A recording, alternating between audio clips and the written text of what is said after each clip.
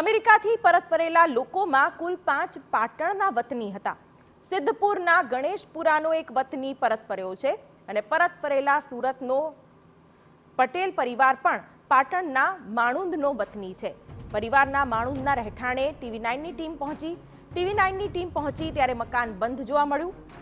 ત્યારે મુલાકાત દરમિયાન ચોંકાવનારી હકીકતો પણ સામે આવી.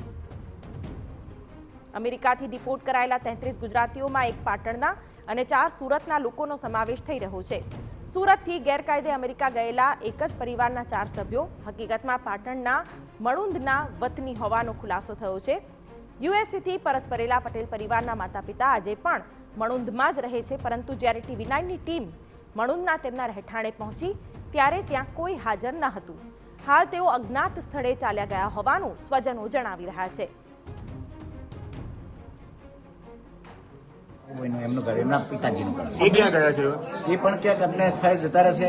ગભરાટ ના મારે, પોલીસનો ગભરાટ, સમાજનો ગભરાટ, પૈસાનો ગભરાટ, એ ગભરાટ ના મારે તાળું મારીને ક્યાંક જતા રહેલા છે. એ અત્યારે હાજર નથી. કેવા ખર્ચા કરીને ગયા હશે? ખર્ચા તો ખૂબ થયા છે. એને છોકરો નોકરી કરતો હતો સુરતમાં જાણવા જ મળ્યું છે મીડિયા દ્વારા કે સુરતમાં પણ એનું મકાન એને વેચીને ગયો. લોકો યુએસથી હેમખેમ પરત ફર્યા તે જ વાતનો હાલ તો સ્થાનિકોને આનંદ છે. મળતી માહિતી મુજબ મણુંદનો પટેલ પરિવાર સુરતમાં હીરાના કારખાનામાં મજૂરી કામ કરીને ગુજરાન ચલાવતો હતો અને કરોડો રૂપિયા ખર્ચીને ગેરકાયદે અમેરિકા પહોંચ્યો હતો. જો કે અમારી તપાસમાં સૌથી ચોંકાવનારી વાત એ સામે આવી છે કે આ ગામમાંથી 100 થી 150 જેટલા લોકો યુએસમાં વસવાટ કરી રહ્યા છે, જેમાં કાયદેસર ગયા હોય એટલા તો ખૂબ જ ઓછા છે. લગભગ 100 જેવા તો હશે, 100 જેવા તો પાક્કા. 2 નંબરમાં ગયેલા. 2 નંબર કેટલા રૂપિયા આપીને જાય છે? લોકો એકના 40, એક જણના 70 લાખ. બરાબર.